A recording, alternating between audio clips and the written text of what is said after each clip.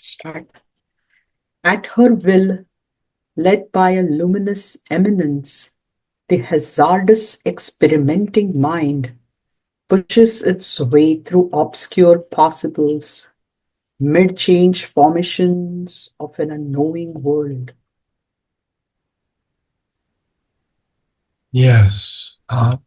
So, of course, we are still in the book of the Traveler of the Worlds, and it is Canto 3. So it's one of the earlier cantos. It is the glory and the fall of life. And so Ashwapati is experiencing all of these things, and he's seeing what these different planes of existence are, uh, what their capacity is in life. And so now we see that this one, which he says is at her will, led by a luminous immanence. And immanence is I think here I don't have a very good definition.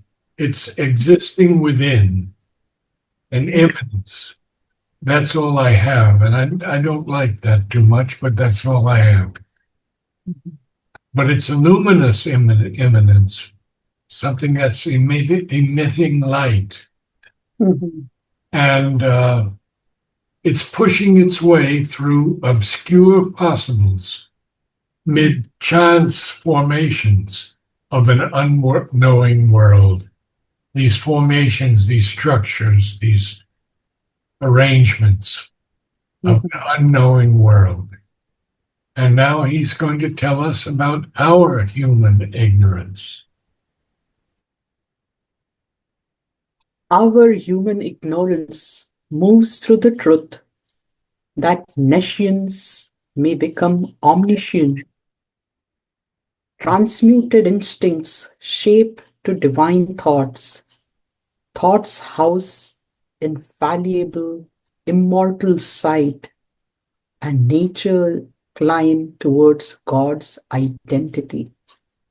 Infallible, not infallible, infallible, Infallible. Okay. infallible. Infallible. Yeah.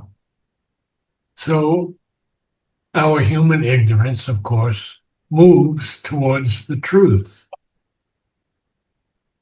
And it does that so that nescience, which is the absence of knowledge or awareness, total ignorance, Sri Aurobindo tells us in The Life Divine, nescience in nature is Mhm. complete self-ignorance. And he capitalizes nescience, that nescience may become omniscient, transmuted instincts shape. In other words, become plastic, shape to divine Mhm. thoughts. And thoughts house infallible, immortal sight, infallible, incapable of failure or error. Mhm. Thoughts house infallible, immortal sight, and nature climbed towards God's identity. How beautiful that is. So beautiful. Yeah.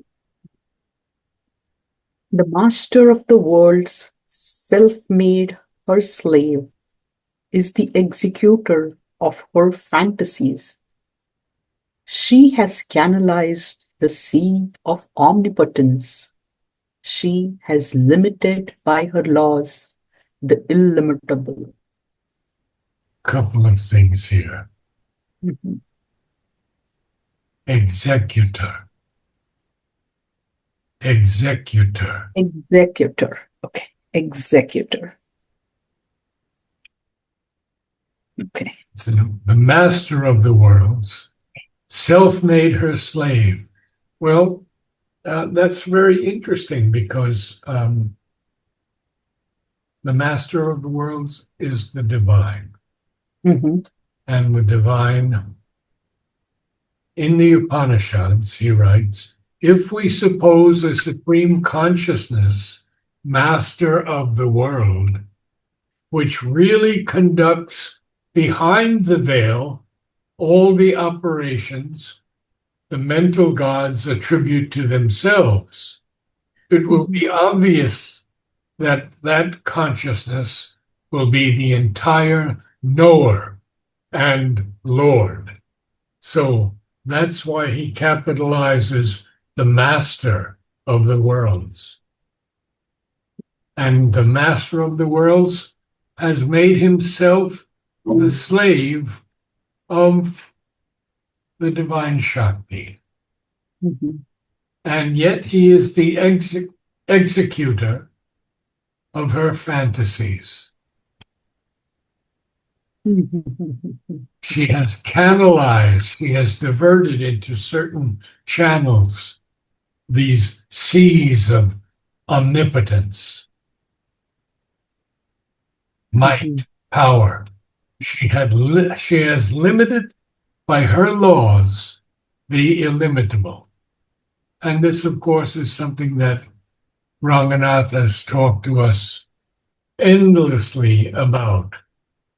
Why? Because when the mother comes down Mhm. as the creatrix, Mhm. she is still the divine mother Mhm. in the transcendent spheres. She has to limit herself, and she does that to enter into our creation. She has limited by her Mhm. laws, the illimitable, the boundless, the limitless. Okay, Understood. Okay.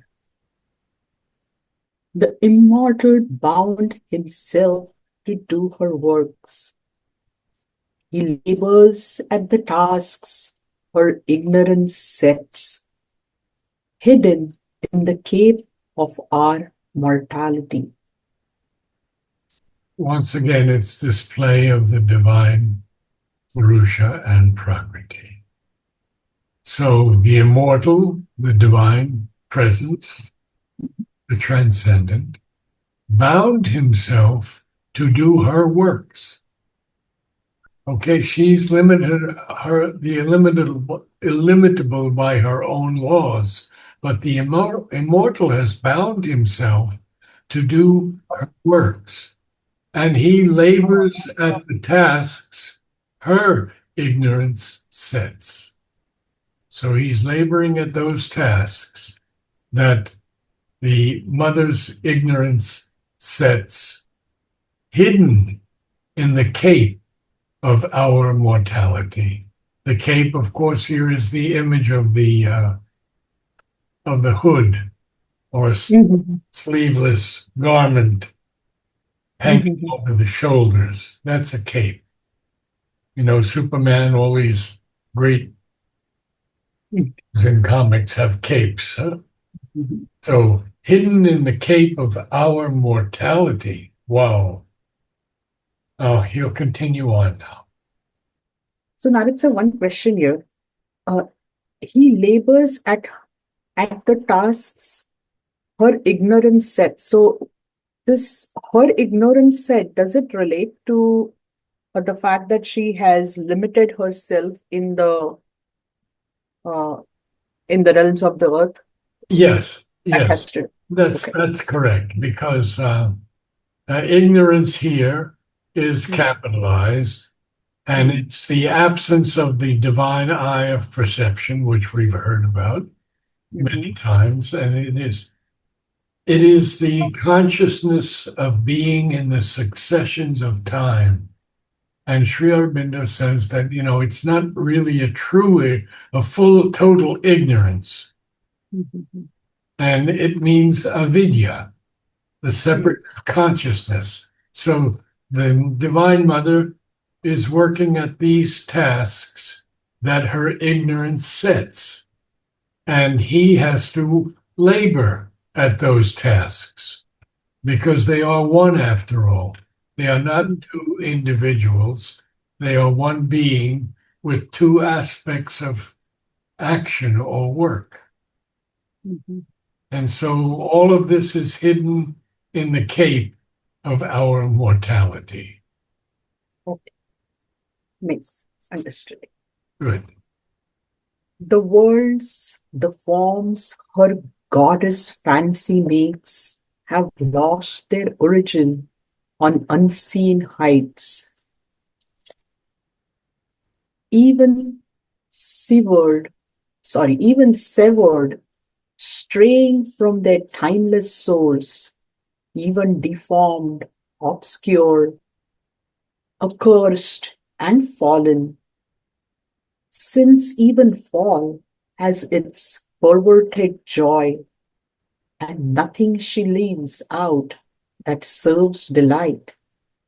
These two can to the peaks revolt, or here cut out the sentence of the spirit's fall, recover their forfeited divinity. Good. Well read.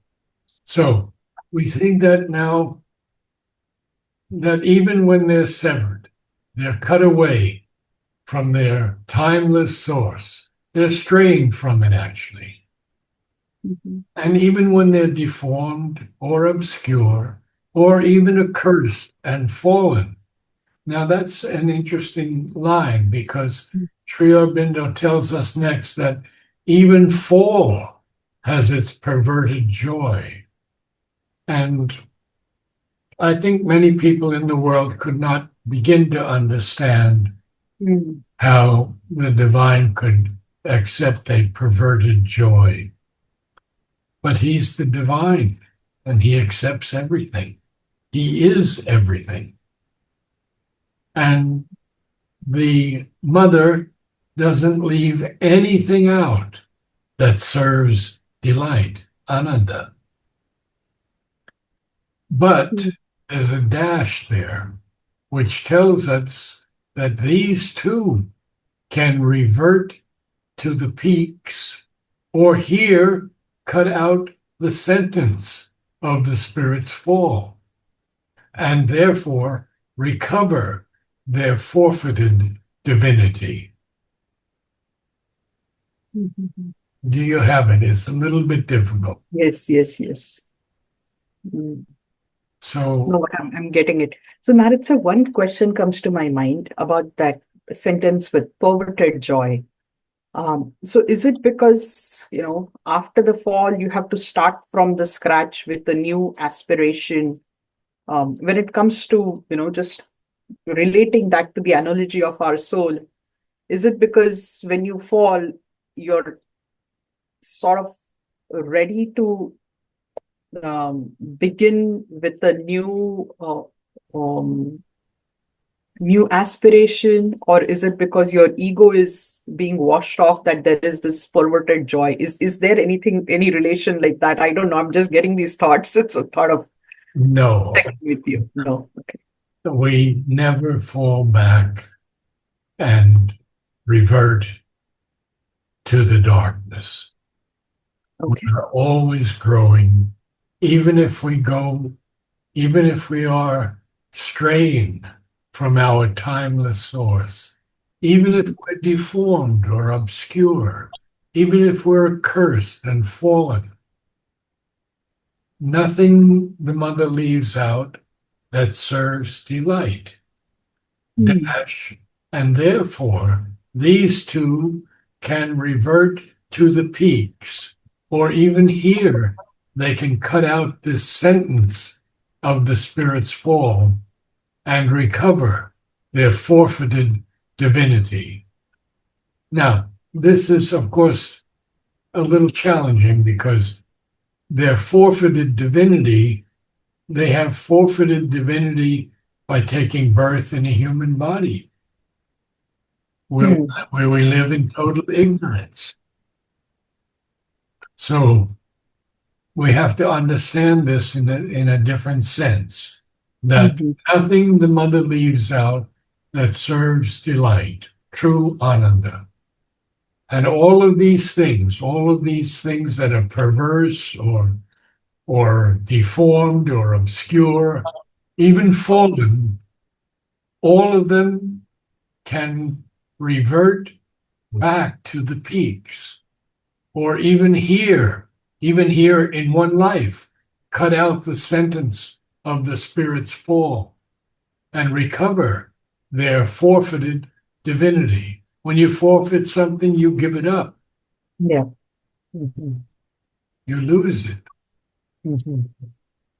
A little better now, understanding? Yes, yes, yes, yes. Okay. Good.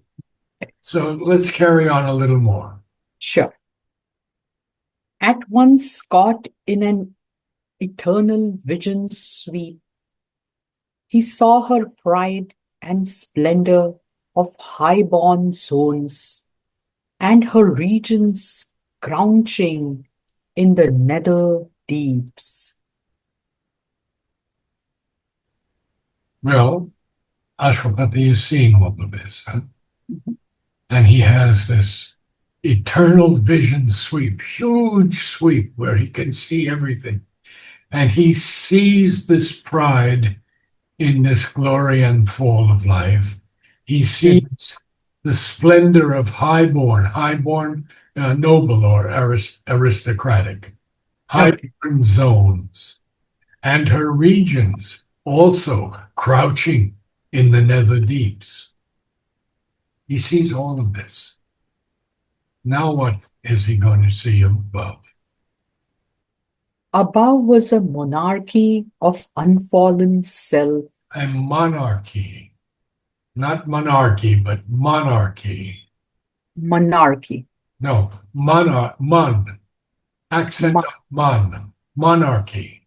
monarchy, No, not monarchy. That you're accenting the second syllable.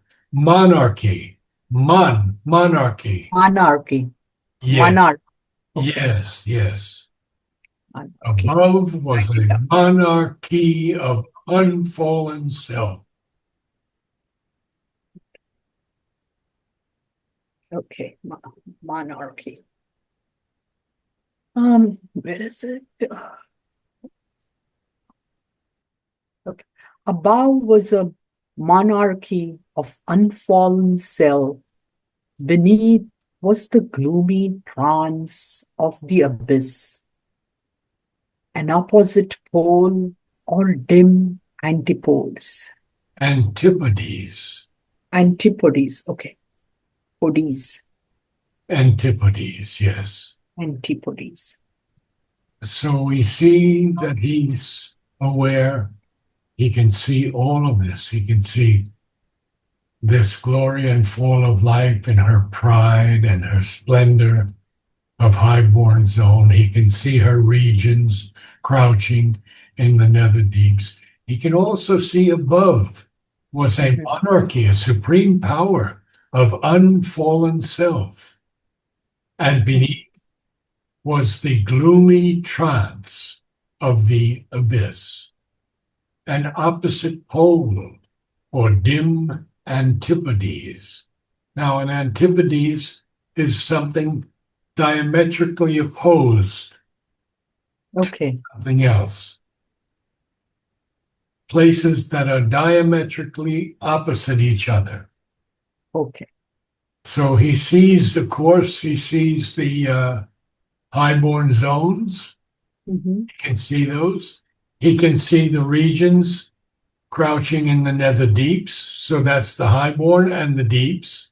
He can mhm, see above the monarchy of unfallen self, and he can see beneath the gloomy trance of the abyss, mhm, an opposite pole or dim antipodes. mhm. Got it. And I think we just need to read a few more lines. This Okay, is a long section here, but we can do that. It's 7 lines. sure. There were vasts of the glory of life's absolute. All laughed in a Absolutes. okay. There were vasts of the glory of life's absolutes.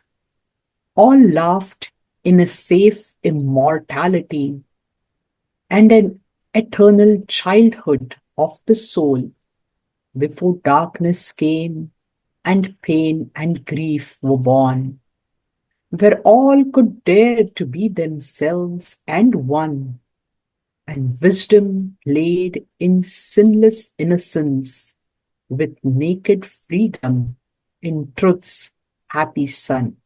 Hmm. So he sees these vasts of glory and these absolutes of life, and this people laughing, these beings laughing, this eternal childhood of the soul. But all of this before darkness came and before pain and grief were born, where all could dare to be themselves and one, and Mm, wisdom played in sinless innocence with naked freedom in truth's happy sun. So we have wisdom capitalized, freedom capitalized, and truth capitalized. So yeah. it's quite a place, this glory and fall of life. But Mm, note that it is the glory and the fall of life, our mm. chapter. Huh? So Yeah, you have to read now from the beginning. sure. Going back to page 121. Yes. Yeah.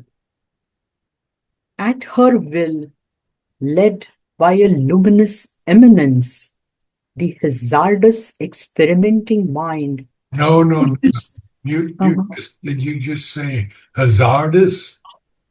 hazardous, No, no, no. Hazardous. hazardous, okay, Haz hazard, has I didn't her, I didn't think you said that at first, but hazardous, okay.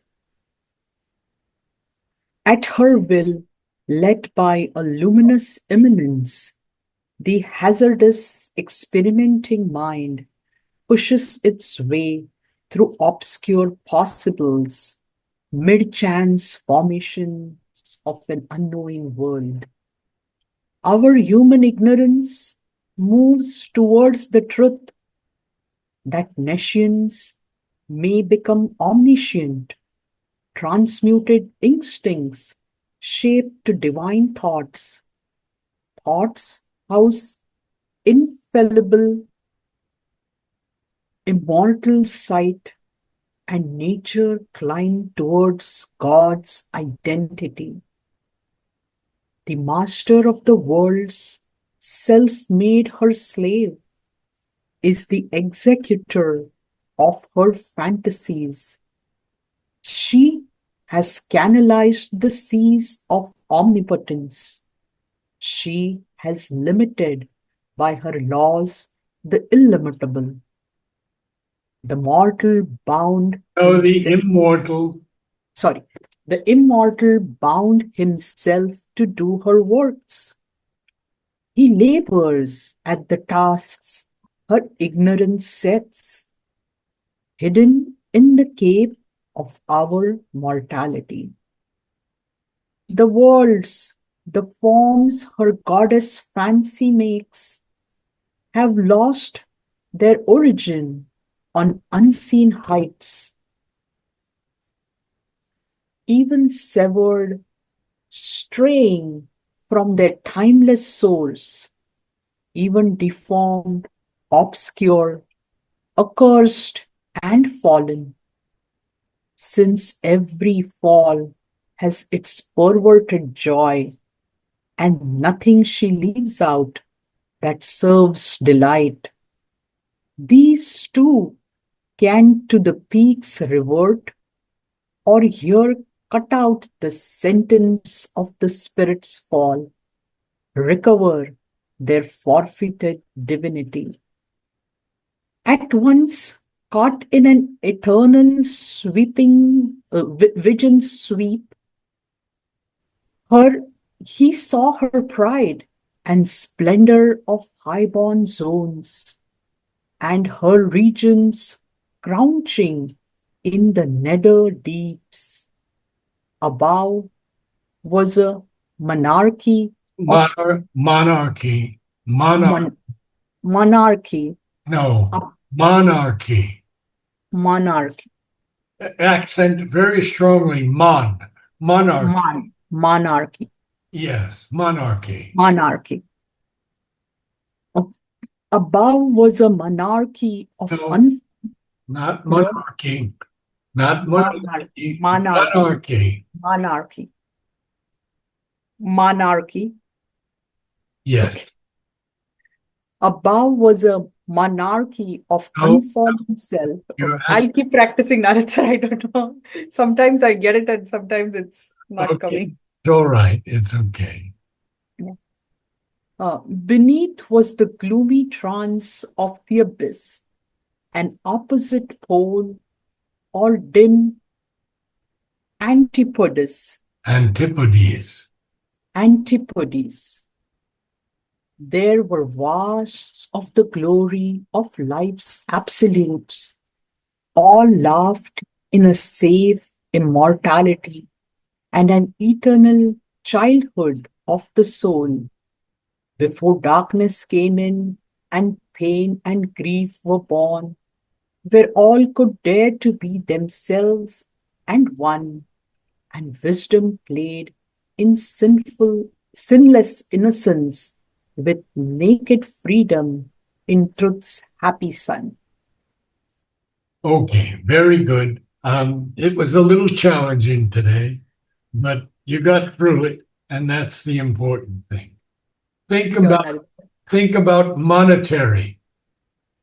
Monetary. Monetary monarchy.